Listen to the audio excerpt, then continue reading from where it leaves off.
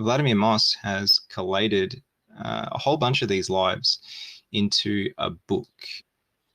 So again, that's page 93 of this PDF. So this is Holy Hieromartyr Andronicus, Archbishop of Perm, and those with him. Archbishop Andronicus, in the world Vladimir Nikolsky, was born on August 1st, 1870. He was the son of a deacon of the church. Maybe there should be an in here. He was the son of a deacon of the church in the village of Povodnevo, Mishkin Uyezd, Yaroslavl diocese. In 1885, he finished his studies at the Yaroslavl Theological School, and in 1891 at the Yaroslavl Seminary before entering the Moscow Theological Academy. On August 1st, 1893, with the blessing of St. John of Kronstadt, he was tonsured into monasticism with the name Andronicus and was ordained to the diaconate on August 6th. In 1895, he graduated from the academy and was awarded the degree of Candidate of Theology for his work, The Early Church's Teaching on the Eucharist as a Sacrifice in Connection with the Question of Redemption. On July 22nd, 1895, he was ordained to the priesthood. Father Andronicus began his pastoral service in the Caucasus, being assistant inspector of the Kutaisi, sorry, I'm butchering these Russian words, of the Kutaisi Theological Seminary from 1895 to 1896. From 1896 to 1897, he was a teacher of homiletics and an inspector of the Alexandrovsky Missionary Seminary in Ardon, Ossetia. In 1897, he was appointed a member of the Russian Orthodox Mission in Japan. This appointment, in his own words, made me so sorrowful that I wept and would have been very glad if it had not happened. It was sad to part, but this led me to the thought that one should not live as one wants, but as God commands. Hieromonk Andronicus described his journey to Japan in his book, A Missionary Journey to Japan, which was published in Kazan in 1899. On September 21st, 1897, he left St. Petersburg, and on October 26th, he left Odessa with Archimandrite Sergius Stragorodsky, and arrived in Japan on December 26 after stopping in Greece, Italy, France, England, and the USA.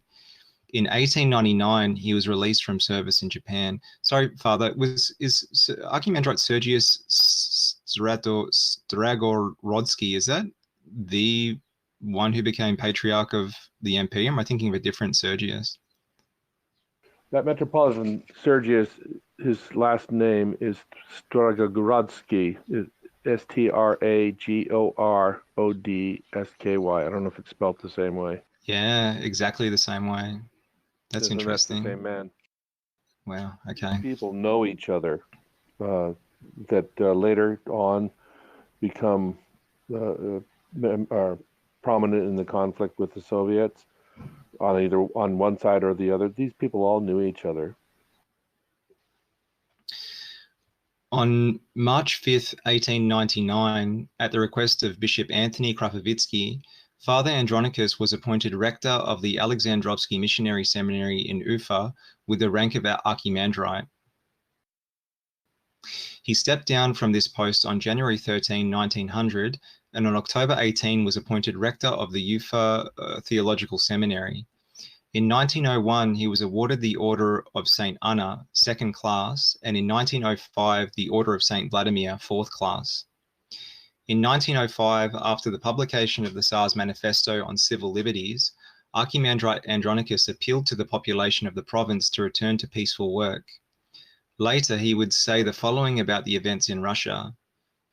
It is a question of a struggle between faith and faithlessness, between Christianity and anti-Christianity. Masonry will openly drive out Christianity and pour into one man of iniquity, the son of perdition, the Antichrist. This is the clue to our most recent liberties. Their aim is the destruction of Christianity in Rus. I don't want to give the wrong impression here, because this quote that I just read, there's lots of dots here. So it says between Christianity and anti-Christianity, and it says ... Masonry ... will openly drive out Christianity. So Okay, that whoever quoted this might have taken some liberties. I don't know. I was reading this recently, and I found a lengthier, unadulterated version of that speech elsewhere. Because I was looking to see what liberties had been taken, and that I think that's pretty representative. If anything, he's more damning actually in the full speech. As far as I can see, assuming that the sources are correct.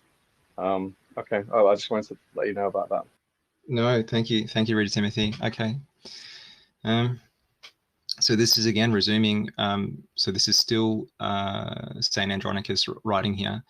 It is necessary to work in such a way as to organize the whole people into one family, firmly and consciously standing for the holy historical heritage of the people, the Christian faith, and the autocratic Tsar.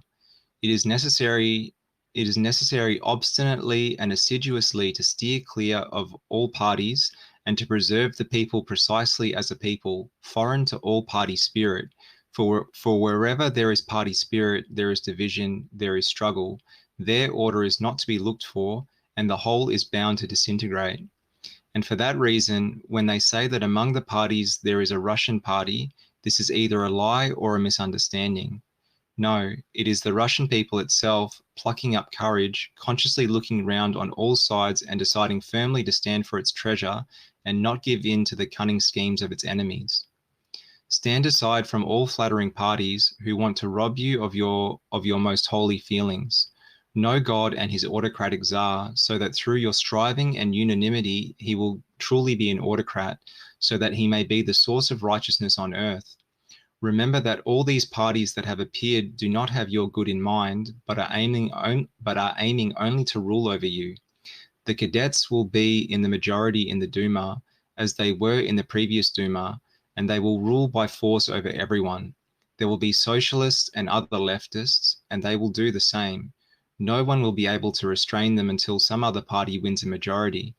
But the main thing is that all these parties are trying to destroy the faith in your land, that faith by which you have been living for 1,000 years now, and at the same time they are trying to separate you from your Tsar, and then they will completely get rid of him, that Tsar whom you have placed over you before God and who rules you according to conscience. On November 5th, 1906, Archimandrite Andronicus was consecrated Bishop of Kyoto and appointed assistant to the head of the Russian spiritual mission in Japan, St. Nicholas of Japan. On March 28, 1907, he was greeted by the Orthodox flock in Tokyo. On May 27, he petitioned to be released from service in Japan because of illness, which was granted on July 5th. On October 26, 1907, he became the deputy of Bishop Evlogius of Culm and took temporary control of the diocese, appearing in a session of the State Duma in Culm. On March 14, 1908, he was made Bishop of Tikhvin, a vicariate of the Novgorod diocese. A contemporary remembered, already at first sight his thin figure, assiduous prayer, and cordial words made a most pleasant impression. Vladika mixed his zealous, tireless service with heartfelt sermons, his lofty position with simple, close relations with the Orthodox worshippers. Fear of society's displeasure did not embarrass the bishop preacher. In his sermons, Vladika often reproved the frenzy of worldly spectacles with great boldness. Bishop Andronicus continued to be a firm supporter of the Orthodox Tsar. Quote, while among the other peoples of Europe, the power of the princes and kings conquered the peoples, and in relation to them was the enslaver of the disobedient. But weak people, we, on the other hand, ourselves created our own power and placed the princes, the prototypes of our Tsars, over ourselves. Thus was it at the recognition of Ryurik and his brothers, whom our forefathers here near Ilmen Lake placed over themselves to rule at a time when we had only just begun to be conscious of ourselves as a people, when our statehood was founded. With the acceptance of Christianity, this power entrusted by the people to the princes received a divine sanctification from on high. The princes became the anointed of God, receiving high authority over the people from God, so as to rule the people under God. Moreover, as Great Russia grew and became stronger, the power of the princes, who were later called autocratic Tsars, became higher, being bound to answer for the power that was given them over the people before God and their conscience. Then, when by the permission of God we had no Tsar in Rus, having survived the terrible years under various kinds of administrations, and not finding in any of them salvation from the destruction that threatened, we quickly and unanimously, with the exception of a few power seekers and intriguers, restored our tried and tested form of power over the kingdom. Having elected Michael Fyodorovich to the kingdom, we entrusted the whole Tsarist autocracy over ourselves to him before God and in the name of God the Omniscient. And we were not mistaken in our wise reasoning this time. Our half-destroyed and exhausted kingdom quickly gathered strength and was regenerated and strengthened in all respects, even attaining incomparably greater glory and prosperity than in the times prior to the times of troubles. We came out onto our historical road. In what was this autocratic power of the Tsar strong? In that fact that it was based on the conscience and on the law of God, and was supported by its closeness to the land, by the counsel of the people. The princely entourage, the Boyars Duma, the Zemsky Sabor, that is what preserved the power of the Tsars in its fullness, not allowing anyone to seize or divert it. The people of proven experience and honesty came from the regions filled with an identical care for the construction of the Russian land. They raised to the Tsar the voice and counsel of the people concerning how and what to build in the country, and it remained for the Tsar to learn from all the voices, to bring everything together for the benefit of all, and to command the rigorous fulfillment for the common good of the people of that for which he would answer before the omniscient God and his own conscience. When applied to the present situation, this was our original Russian constitution worked out by the people itself, but is different from the constitutions from beyond the seas, about which our red hundreds of various shades rave, as heaven is from earth. This our constitution, our Tsarist autocracy rests not on faithfulness to the Tsar of a chance party majority, okay, which sometimes changes in accordance with various, sometimes purely fortuitous or artificially created conditions, but on faithfulness to the divine eternal law that is supreme both for the Tsar and the people, and to its echo, the law of the conscience, which dies only with the death of its bearer, man. End quote. On the national question, Vladika wrote, "We, the Russians, have not violated and do not violate any of the peoples which are subject to us. We give to all, as before, freedom in all affairs of life on the basis of a common law that is equal for everyone, as also freedom of confession of his native faith for everyone. But we are the masters of the country, and we wish to be such in fact, and therefore nobody must dare to mock us or acquire power over us or encroach on our higher rights. Still less shall we allow the dignity of our spiritual wealth and most important heritage, the Orthodox faith and the autocratic Tsar, to be mocked.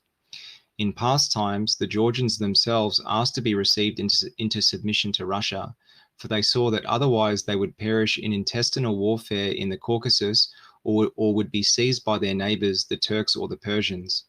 And let the other nationalities of our great kingdom remember that if they separate from Russia, they will perish, being seized by their very strong neighbors who are just waiting for this. And what kind of power these neighbors have, let the Poles sincerely describe, remembering their brethren in Germany. A special word concerning the Jews. We did not accept them in our land and did not even conquer them.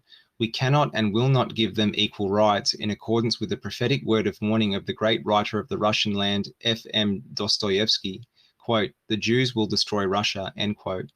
They do not want to use our tolerating them in our midst.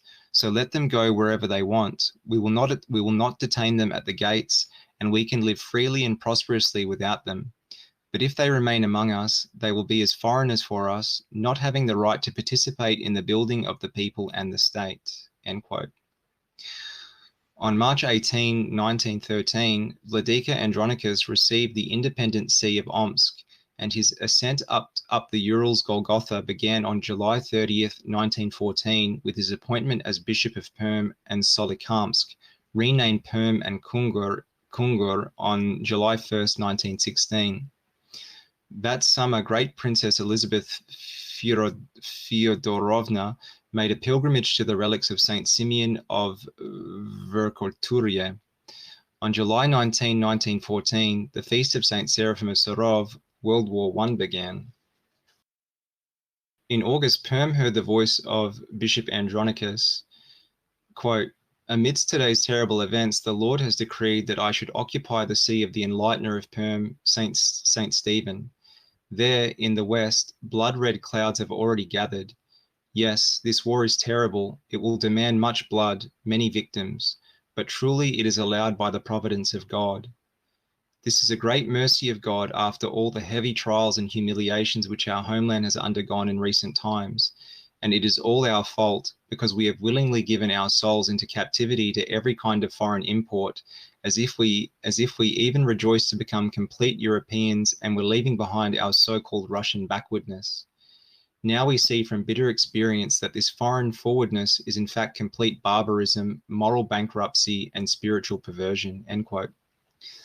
Vladika Andronicus set about building up the huge region with its 1.5 million inhabitants and 570 churches and monasteries with apostolic zeal. In November 1914, he made his first visit to the Belogorsk monastery, to the cave church, and to the Serafimo Alexievsky skete near the monastery. The skete was the cherished dream of some young Christian souls. It published some profound booklets on the monastic life and the patriotic publication The Voice of Duty. The skete superior, Igumen Seraphim, published a unique chronicle of the 300th anniversary of the House of the Romanovs. The bishop applied himself zealously to missionary work, to concerts of church music, to spiritual discussions, and to patriotic exhortations to serve the fatherland. He paid particular attention to the monasteries. In the summer of 1915, he again visited the Belogorsk monastery. He went far beyond Kungur to consecrate a place for the Shamarsky missionary monastery, which was founded in memory of the visit to the province of Great Princess Elizabeth Fyodorovna. In June, he made a pilgrimage to the Tabor Hermitage. There, thousands of worshippers had assembled from Perm. Quote, and so, beloved, said Vladika to his flock, do not complain about sorrows as if they were a terrible misfortune. They wash away our sins while giving extra holiness to virtue. It is not sorrows that are terrible, but carelessness which destroys the man even while he remains at rest. In 1916, he traveled to army headquarters and on August 12th had a conversation with the Tsar in which he warned him about Rasputin, to no effect. The Tsar very much liked the gift that Vladika brought him, a pair of soldier's boots. The province of Perm provided the army with boots. On March 3rd, 1917, the day after the Tsar's abdication, Vladika Andronicus invited the leading citizens of the city to a meeting in the bishop's residence. Vladika read out a draft to quote, to all Russian Orthodox Christians, end quote, in which he called the present situation an interregnum. Interregnum. Father Joseph, do you know what this word means? Yeah, inter is between, regnum meaning reign. So it's when a king dies, normally the heir will immediately assume the throne and begins ruling as king. But if there is no clear heir, or if there's civil war, what have you, such that the throne is empty, there's an interregnum there. And that term is used also with bishops ruling over dioceses, for instance. Anywhere where there's a gap in an established rule. Thank you, Father. Vladika read out a draft to all Russian Orthodox Christians in which he called the present situation an interregnum. Calling on all to obey the provisional government, he said, "We shall beseech the all-generous one that he himself establish authority and peace on our land, that he may not abandon us for long without a Tsar, as children without a mother. May he help us, as 300 years ago he helped our ancestors, that we may unanimously and with inspiration receive a native Tsar from his all-good providence." The new over-procurator wrote to Andronicus demanding an explanation for his actions in support of the old regime and, quote, aimed at the setting up of the clergy against the new order, end quote. The correspondence between them culminated on April 16 with a detailed letter from Archbishop Andronicus in which he said, The act on the refusal of Michael Alexandrovich, which legitimizes the provisional government, declared that after the Constituent Assembly, we could have a monarchical government or any other, depending on how the Constituent Assembly will pronounce on this. I have submitted to the provisional government. I will also submit to the Republic if it will be established by the Constituent Assembly. But until then, not one citizen is deprived of the freedom of expressing himself on the form of government for Russia. Otherwise, if someone could irrevocably predetermine the question on the form of government in Russia, a Constituent Assembly would be superfluous. As I have already said many times, I have submitted to the provisional government. I submit now, and I call on all to submit. I am perplexed on what basis you find it necessary to accuse men of inciting the people not only against the provisional government, but also against the spiritual authorities generally. Later in 1917, Vladika became one of the 7 hierarchs in the Pre-Conciliar Council of the local council of the Russian Church in Moscow. From August 15/28, 1917, until the end of the second session on April 7/20, 1918, Vladika Andronicus took an active part in the council, being deputy president of the section on the old ritualists and Yedinoveri, deputy president of the publishing section, and president of the section on the legal and property qualifications of the clergy. He was called Burning Fire at the council. After the Bolsheviks seized the printing presses, Vladika Andronicus did everything possible to see that the documents of the council and its epistles should be published. On December 13/26, 1917, he returned to Perm and made an appeal to his flock to stand firm in defense of the church. On January 28/February 8, 1918, the Bolsheviks of Perm published the decree on freedom of conscience and the separation of the church from the state. Thus, the lawless robbing of church property, which had taken place in 1917, was replaced by the so-called lawful confiscation of the church's possessions. On January 25, Vladika Andronicus made a written appeal to the Orthodox people in all the churches and monasteries of the diocese to defend the heritage of the church from the aggressors and looters. In February, the blood of unarmed defenders of the faith flowed in Perm. Under the cover of machine guns, the Bolsheviks looted the podvorye of the Belogorsk monastery, killing many. On February 19, Bishop Andronicus wrote, "May the Lord give rest to and forgive the sins, voluntary and involuntary, of all the Orthodox monks and laypeople killed in the city of Perm for the holy faith and church in the Belogorsk podvorye. May the Lord bless the zeal of all those who at that time stood firmly for the holy things of the church, fearing only God and not the enemy terrors. May all Orthodox Christians be encouraged to stand zealously for the Holy Church, so as not to allow the enemy of our salvation to desecrate our holy heritage. All those who rise up against the Holy Church and mock her and her servants, I curse in the name of God. If they do not repent, then I reject them as enemies of the Church, from Holy Communion and from the hope of eternal salvation. And if any of them secretly or by deceiving the priest receives communion, then that communion will be for him with Judas Iscariot for eternal condemnation. This is to be proclaimed in all the churches of the city of Perm and Motoviliki." At the end of the second session of the council on April 11/24, Vladika arrived in Perm.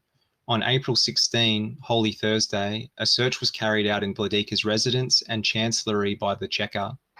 While expecting arrest at any moment, Vladika was remarkably calm. He confessed and received the holy mysteries every day, and his radiant mood never left him.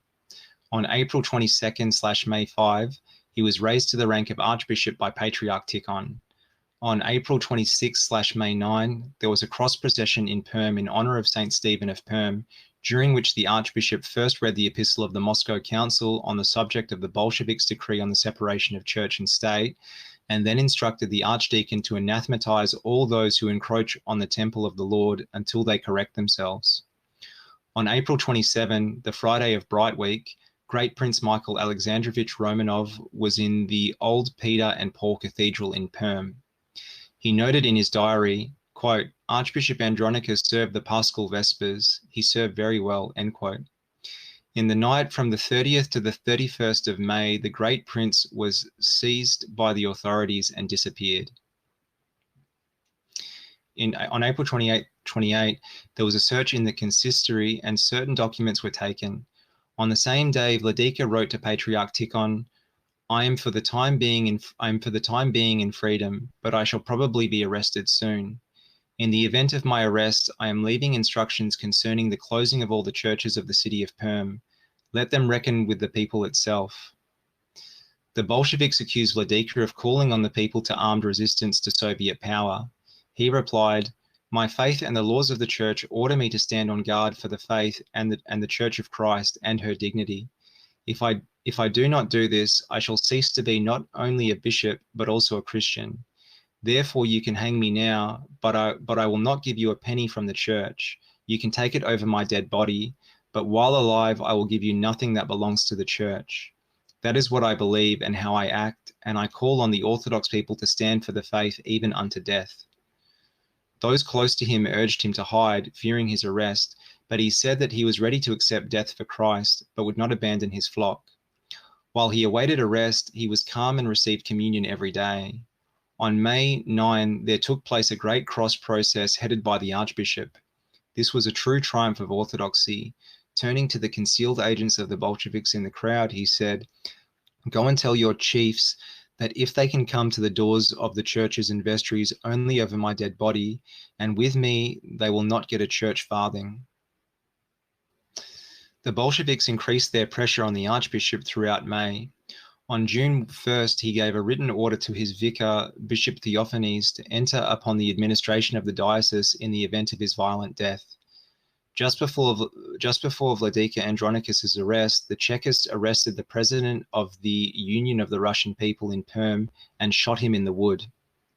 Shortly before his arrest, a priest tried to dissuade Vladika from his martyric course. Quote, how can you save the flock from the wolves who are destroying it, and yourself not fall into despondency from the brutality in the people and the coming defilement of the holy things? End quote. Vladika replied, believe me, Father, all this atheism and robbery is an assault of the enemy, a foul abuse of the good and God-fearing Russian soul. For the time being, because of their violation of their oath to the Tsar, God has removed the people's reason and will until they repent. But when they do repent, at first gradually, then they will completely, maybe there's supposed to be like a regain here. Then they will completely regain their spiritual sight, will feel their strength, and like Ilya Muromets will cast off this horror which has enshrouded the whole of our country. Perhaps I will no longer be in this world, but I will never abandon the hope and certainty that Russia will be resurrected and will return to God. 1,500 Red Army soldiers were summoned by the Bolsheviks for the arrest of Vladika Andronikos. At 3 o'clock in the morning on June 4/17, he was arrested and put into a droshky, taking him to the police in Motoviliki. All those in the hierarchical house were also arrested. On the next day, June 5/18, he was taken to the Perm Cheka, where he spent the night. In reply, the superiors of all the churches of Perm and Motoviliki carried out the order of their archpastor. Quote, I am closing down for divine services all the churches of Perm and Motoviliki, and I forbid the carrying out of any divine services except baptism and the last rites for the dying, end quote. From the night of Vladika's arrest, the Perm clergy went on strike. The city was in turmoil. Orthodox Christians gathered on the streets, demanding the release of Archbishop Andronikos and cursing the Bolsheviks. Meetings organized by the Bolsheviks blamed the clergy for everything, and the Bolshevik press claimed that Vladika had called on the worshippers to shoot the Bolsheviks and that he was only trying to save his own skin. Vladika had been arrested by an armed detachment of Bolsheviks under the leadership of the former convict Myasnikov, who surrounded the home of the archpastor. On the third night, June 6-7, recalled Myasnikov, we went for 5 versts along the Siberian highway, turned left into the forest, went on for about 100 meters and stopped the horses. I gave Andronikos a spade and ordered him to dig a grave. Andronikos dug out as much as was required. We helped him. Then I said, go on, lie down. The grave turned out to be too short. He dug out a bit more at his feet and lay down a second time. It was still too short. He dug some more. The grave was ready. I allowed him to pray. Andronicus prayed in all directions for about 10 minutes. Then he said he was ready. I said that I would not shoot him, but bury him alive unless he I said that I would not shoot him, but bury him alive unless he repealed his decrees. But he said that he would not do this and would not refrain from attacking the Bolsheviks. Then we covered him with earth and I shot him a few times. Myasnikov's account more or less accords with the testimony of two Perm Chekists, Debelis and Perdernis, both of them Latvians, and was corroborated by a baptized Jew, a former Communist Party member who became a priest and was shot by the Bolsheviks. According to them, Vladika Andronicus was buried alive and shot near the road from Perm to Motovilaha, the workmen's suburbs, on June 7/20. According to another account, he had his cheeks hollowed, his ears and nose cut off, and his eyes gouged out, and was then thrown into the river to drown. One of the Archbishop's executioners, Lashevich, was once dying in a hospital in Harbin, China. As he turned restlessly on his bed, he was heard shouting, "Why are you standing here, Andronicus? What do you want? I didn't bury you. I was ordered to do it. You've come for me. Don't oppress me. You know I'm not guilty." And again he would say, "Andronicus, blood, Perm, don't, go away, don't torment me." Shortly before his death on May 5th, 1918, Archbishop Andronicus said, "Perhaps I will no longer be in this world, but I am not deprived of the hope and certainty that Russia will be resurrected and return to God. Exhort everyone and reconcile the embittered with life. Pour into them the principles of the radiant life according to the gospel of Christ. Our work is to gather the flock of Christ, so that those who have become disillusioned with every kind of party here might find a living haven and good repose in the church and amidst believers. The soul of the people will be resurrected, and its body, our healthy statehood, will also be resurrected. May the Lord help us. Forgive and pray for the sinful Archbishop Andronicus, who invokes the blessing of God upon you." Among the Archbishop's papers after his death was found the following plan for a speech. 1. My speech will be short. I rejoice to be condemned for Christ and the Church. You are worth a lot, but my life is spittle. 2. Counter-revolution. Politics is not my affair, for perishing Russia will not be saved through our mutual backbiting out of desperation. 3. But my treasure is the Church. Calling on everyone everywhere, I excommunicate and anathematize those who rise up against Christ and encroach on the Church. And that is the end of this life. There was a lot in here. Father Joseph, did you have any thoughts to share? Couple of thoughts. First, he makes a strong point that the Church, Orthodox Christians, and particularly clergy, should steer clear of all parties.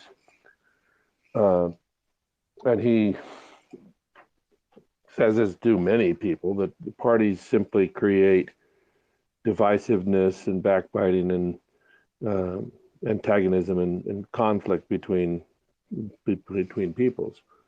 And so he's holding firm to the Church's teaching that the Church is not of this world.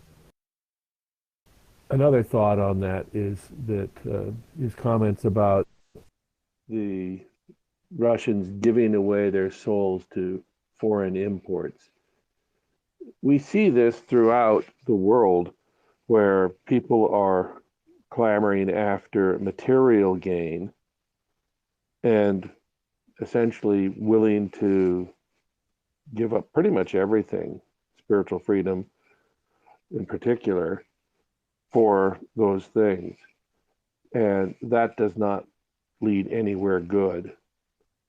And the final thing I was thinking was, he makes a comment that sorrows, and in this sense, affliction, are not really terrible. What's terrible is carelessness, he says. And that gets us to the point where death is not the worst thing that can happen to us. And those who will say we need to do anything to save our life, or in the case of the Soviets, save the church, are dead wrong about that. What they'll end up with is a worldly organization that is far from God. I'm going to ask everybody a question. What do you all think about his pretty definite monarchism?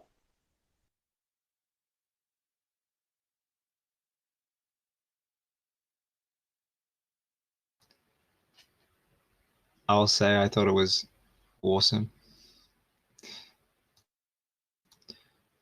Not the idea of monarchism in general, but the idea of a monarchism which is divinely blessed by God. An Orthodox or Christian monarchism. And that's the case even when the monarchs themselves are not exemplary souls. That has implications for us today. That I remember when I was in the Roe Corps, there were a lot of people who were pining for the return of the Romanovs as the monarchs of the Soviet Union or Russia. And I always thought, well, that's a little careless because the Romanovs themselves submitted years and years ago to the Soviet Church. So they're not the inheritors of the throne of St. Nicholas. And at this point, it would seem to be the only way that any monarchy could be reestablished would be through a Zemsky Sobor like in the 17th century.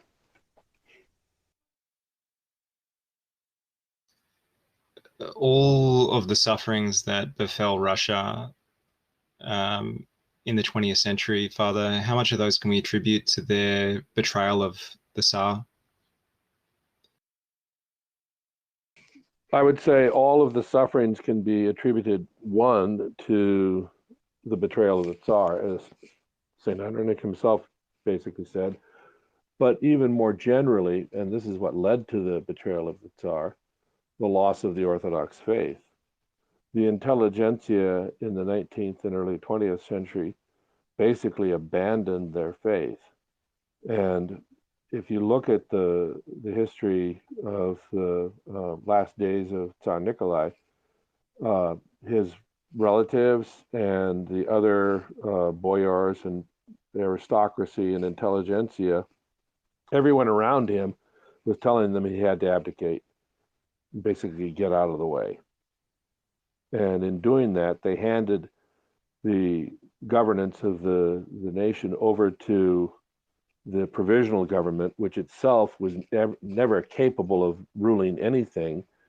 And that in turn led directly to the Bolshevik Revolution in October.